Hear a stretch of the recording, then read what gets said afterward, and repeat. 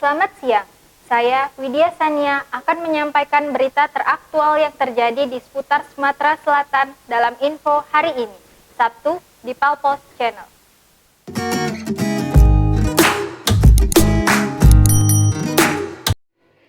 Tersangka pelaku penjamretan menggunakan sepeda motor akhirnya tertangkap. Dia adalah Gali, warga Kecamatan Kemuning, Kota Palembang. Gali ditangkap aparat Polsek Kemuning di kediamannya pada Minggu 12 September 2021.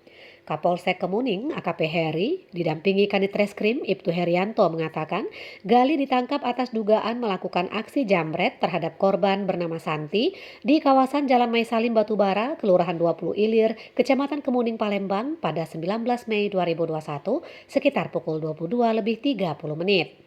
Korban kehilangan ponsel merek Vivo dan uang tunai sejumlah 1,7 juta rupiah. Kepada polisi, Gali mengatakan dirinya baru pertama kali melakukan aksi jambret bermotor tersebut. Menurut Gali, motor yang dipakai menjalankan aksinya adalah hasil meminjam dari temannya.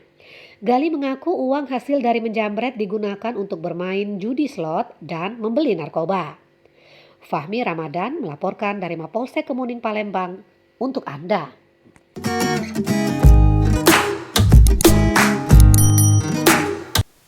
Demikian info hari ini. Saya Widya Sania dan segenap kru yang bertugas undur diri. Selamat siang dan terima kasih.